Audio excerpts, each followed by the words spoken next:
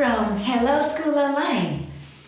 This week, our theme for our classes and streaming lessons and micro lessons is Easter time.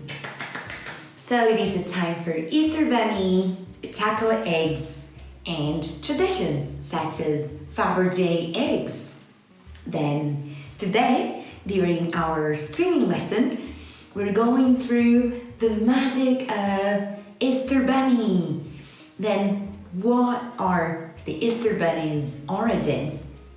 So here is a history that tells us. Are you ready? Then, if you ever wondered what the bunny has to do with Easter, this is for you. Welcome our super Hello Online students, our followers and friends. Taking off. So, it is a known fact across the United States and UK that the egg-laying Easter bunny goes hand in hand with Easter Sunday. Every year, children rush to their Easter baskets to see what kind of treats, chocolate bunnies, and other special fillers are behind for them. So, just like Santa Claus at Christmas, the mysterious hare is type of lièvre, and bunny is like rabbit, right? So that's the difference. The mysterious hare has no obvious connections to the Christian significance of this holiday. So, what are the Easter bunny's origins? And why has it become such a symbol for kids? I'm showing you a picture of Easter bunny, old times, that is black and white, with his Easter eggs. Can you see? Beautiful, isn't it? Then, here we go. So what does a rabbit has to do with Easter? One theory of the Easter bunny's origins, it is that it stemmed from the early pagan, not Christian, but pagan, celebrations around the equinox. You remember last week when we were talking about outer space and the universe, that we said what an equinox was? This time all around the earth, the globe, when days equals to night in time. This is called the equinox. So pagan celebrations around the equinox. Pagans celebrated springtime, renewal of life, as well as the goddess of fertility. The goddess of fertility, goddess, the feminine of God, she was called Eoster, right? That is where Easter comes from. She was represented by a bunny or a hare and an egg. Then, after all, Christianity spread across Europe, and then the celebrations around the vernal equinox, this equinox that we talked about in the Outer Space Week at Hello Online School, they merged since their birth occurred at the same time, right? And then the earliest evidence of a modern Easter bunny dates back to the 1600, right? 17th century. It was first mentioned in German writings, right? So this rabbit, in German called Osterhase, like Easter hare, was believed to lay a nest of colorful eggs for children who were good. Only for children who are good. And this was this traditional German Easter bunny. Beautiful, isn't it? That's an illustration that we have for you today. So, another question for our Hello Online School followers today. Is the Easter Bunny real? Is it real? Of course it is.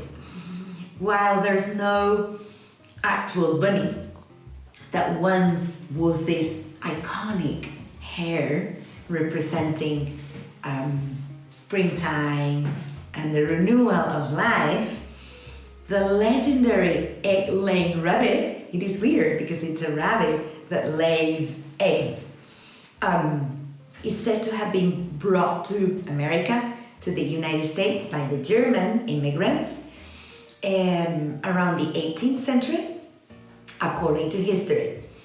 So, as we mentioned before, children would make nests for this little bunny to leave the eggs as presents, as gifts.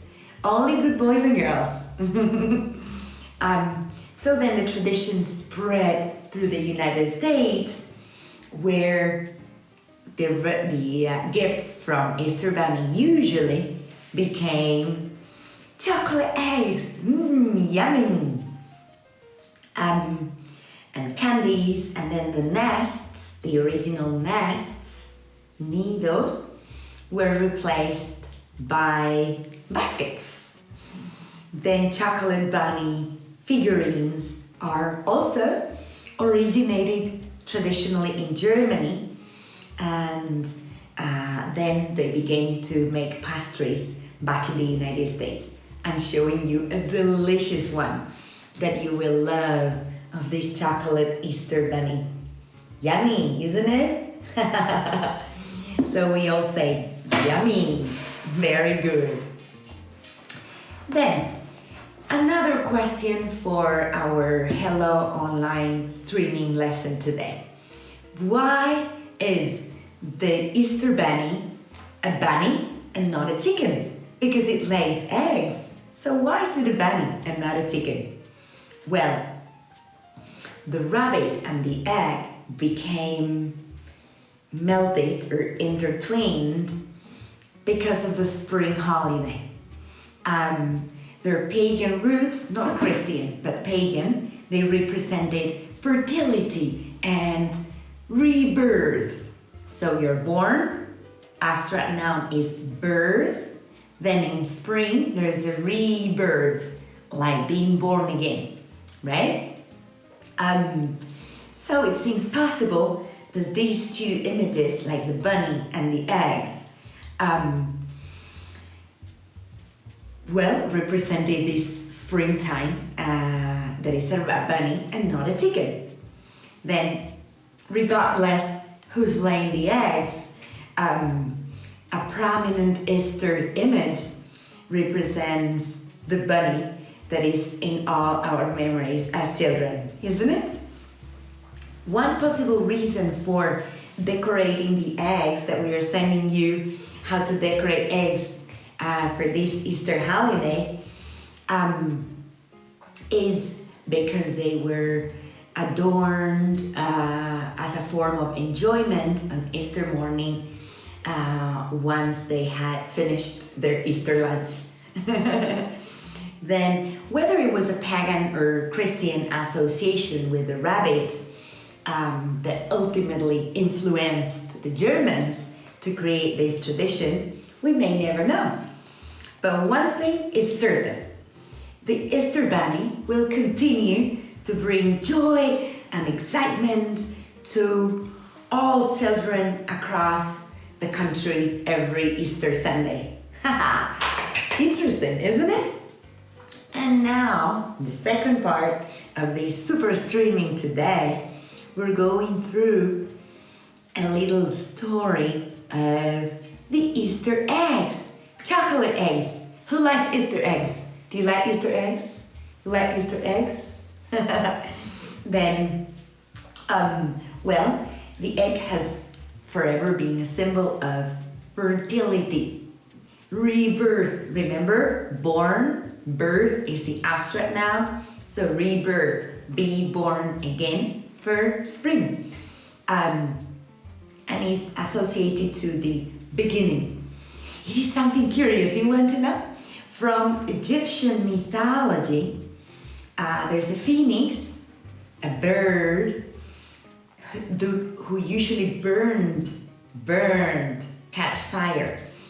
Its nest to reborn after the egg was left, right? So this is in connection to rebirth, as we were saying before. Also, Easter eggs as an Easter gift, as an Easter present, it is because the earliest Easter eggs were hen or duck, two animals. Hen is the mummy of the chicken, and duck decorated at home, like bright colors. And during the 17th and 18th centuries, there were many manufactured egg toys for kids, egg toys that were given to children at Easter time. Even the Victorians in England had satin-covered eggs filled with Easter gifts and chocolates. Can you imagine? And then, of course, the famous jewelry all over the world. Mr. Carl Fabergé made Easter eggs that were a fine piece of jewelry after the 19th century for the Russians, Tsar and Tsarina, that now are precious museum pieces. However, this story about Carl Fabergé and the mystery of jewelry Easter eggs will be told in our second streaming this week on Thursday. You cannot miss it. And also some questions, like a quiz about Easter traditions. So we hope you have enjoyed our streaming lesson today at Hello Online School, and we will be waiting for you on Thursday about the mystery of Fabergé eggs. We can't wait! Thank you for coming, everyone, and see you on Thursday. Thank you!